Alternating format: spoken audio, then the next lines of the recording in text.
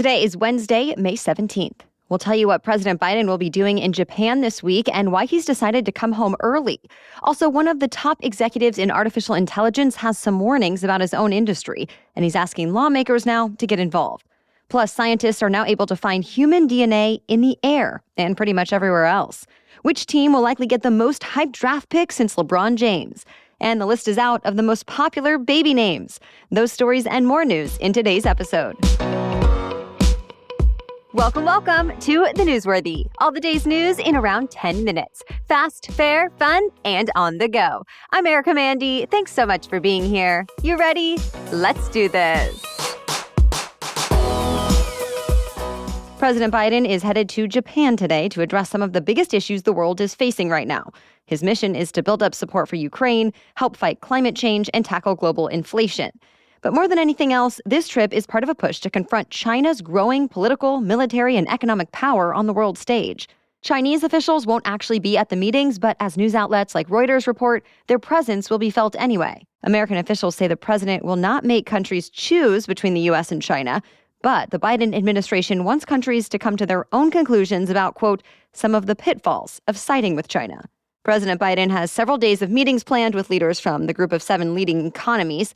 Leaders of other countries who are not part of the G7 summit were also invited, like South Korea, India, and Australia.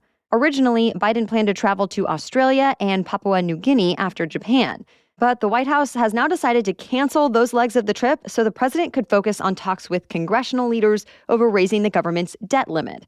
They're on a very short deadline to get a deal finished by June 1st, when the Treasury Department says the U.S. could start defaulting on its debts for the first time in history, something that could risk a financial catastrophe. President Biden and Republican House Speaker Kevin McCarthy held another round of negotiations yesterday, along with Vice President Kamala Harris and other congressional leaders.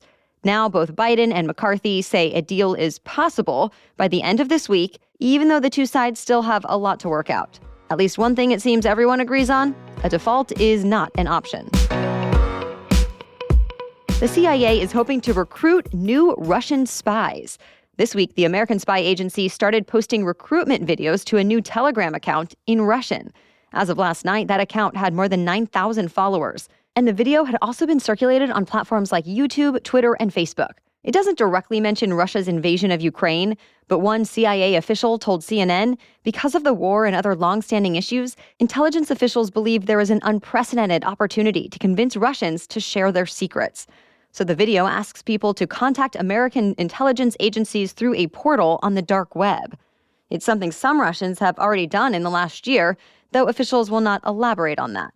In response, a spokesperson for Russian President Putin says Russia's government will be tracking Russians who decide to be American spies, although it's not really clear if they can actually do that since the CIA says the dark web channels are secure. Another community is reeling from a mass shooting this week. Police say an 18-year-old high school student from Farmington, New Mexico, roamed through his neighborhood with an assault-style rifle and other guns, shooting randomly at homes and people in their cars. In all, he shot 9 people before he died in a shootout with police. Of the 9, 3 people died, 6 others were hurt, including 2 law enforcement officers. Police say they're now looking for a motive, but that there was not a connection between the gunman and the people he shot besides the fact they were in his neighborhood. Soon after news of the shooting broke, dozens of people showed up at a church near the scene of the attack to pray. 3 more states are moving ahead with strict new abortion measures, and in North Carolina, it took some dramatic back and forth. A bill that bans abortions after 12 weeks of pregnancy is now becoming law, but only after the Republican-controlled state legislature voted to override the Democratic governor's veto yesterday. Also yesterday, South Carolina's State House began debate on a bill to ban most abortions after 6 weeks of pregnancy. And then there's Nebraska, where yesterday lawmakers decided to add a 12-week abortion ban to a separate bill that would restrict transition-related medical care for minors. Of course, these are just the latest states to take up the issue since the Supreme Court overturned federal abortion rights last summer. Since then, near-total abortion bans have taken effect in 14 states. In his first testimony before Congress, the tech executive leading ChatGPT told lawmakers he too has some concerns about artificial intelligence. OpenAI CEO Sam Altman said it's time for the government to intervene with new licensing and safety standards. Altman still says he believes the benefits of AI outweigh the downsides.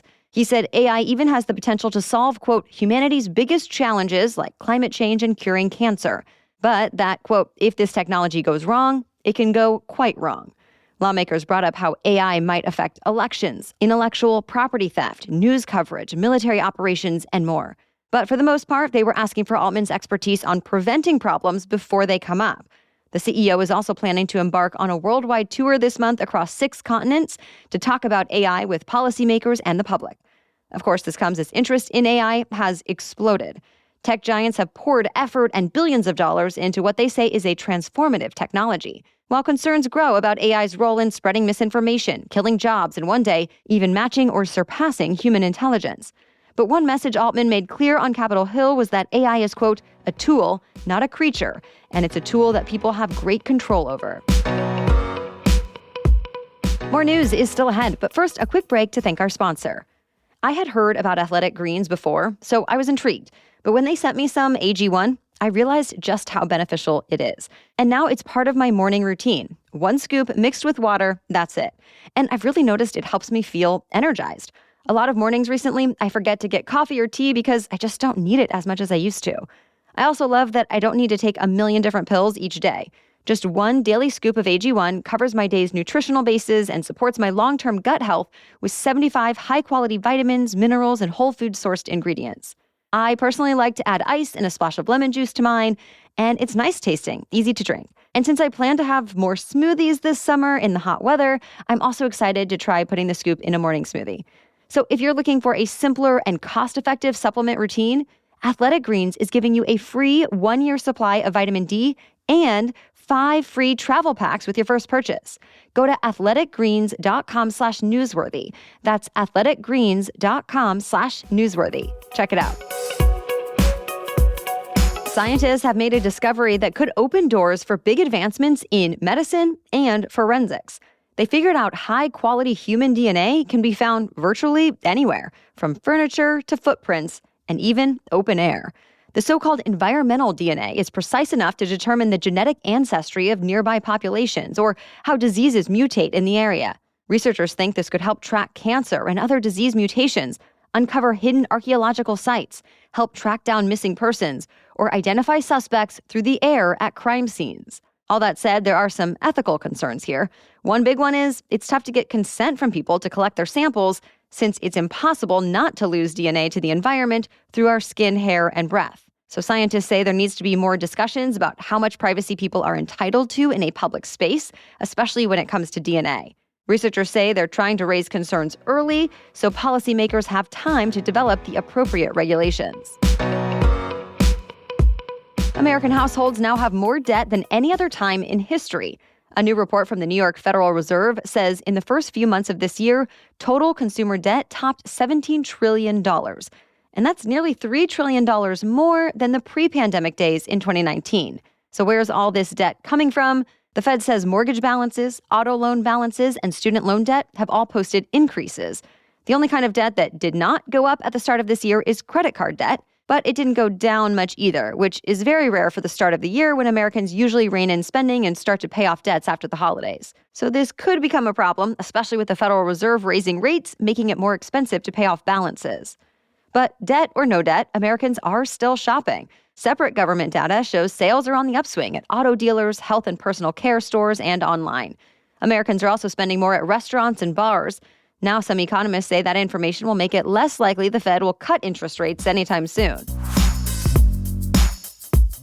He's said to be the most hyped NBA draft pick since LeBron James made his leap from high school to the NBA 2 decades ago. And now we know which team is likely to get him. French basketball phenom Victor Wembanyama is expected to join the San Antonio Spurs. That's because the Spurs won the lottery to secure the #1 draft pick, giving them the chance to choose one of the most highly touted prospects in NBA history. Wembanyama is 7'3" and, as the AP puts it, has the ability to shoot like a wing player and pass like a point guard, and is expected to make an immediate impact in the NBA. Now he has a message for San Antonio telling ESPN, quote, "I'm trying to win a ring ASAP, so be ready." The NBA draft lottery is a way to determine draft order for the teams that did not make the playoffs this year. Other teams in the lottery order include Charlotte picking 2nd, Portland 3rd, and Houston 4th. Despite having the worst record in the NBA, Detroit fell all the way to 5th. The actual NBA draft is set for June 22nd.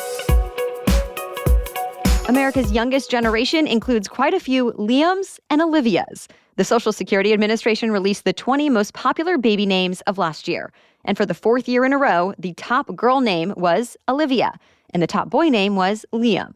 Other names on the list have also been on the rankings for a few years in a row now. For boys, other popular ones are Noah, Oliver, and James. For girls, there's Emma, Charlotte, and Amelia. There's actually only one name that's in the top 10 this year that was not last year, and that's Luna, now placing number 10 on the list of most popular girls' names. If you're curious about the popularity of any particular name, we put a link in today's episode notes to the Social Security Administration's database. That's it for the main news today, so now it's time for Work Wednesday, when we break down one interesting career or work-related news story every Wednesday. But first, this episode is brought to you by HelloFresh, America's #1 meal kit. And take it from me, it's okay if you're not a pro in the kitchen. I'm not either. I never would have thought I could make bulgogi beef noodle stir-fry with cabbage, carrots, lime, and scallions. And yet, thanks to HelloFresh, I did. And the whole family loved it. HelloFresh offers easy-to-follow-along recipes with instructions and pictures, along with the pre-portioned ingredients that are easy to prepare in just a few steps. And even though it's simple and straightforward, you're still getting high-quality meals. HelloFresh provides seasonal ingredients picked at peak ripeness and travel from the farm to your home in less than 7 days, so you know they're fresh. And whether you like HelloFresh or Green Chef, they're both owned by HelloFresh, so this gives you the option to switch between the brands and get a discount from both brands with me. So go to HelloFresh.com/newsworthy16 and use the code newsworthy16 for 16 free meals plus free shipping.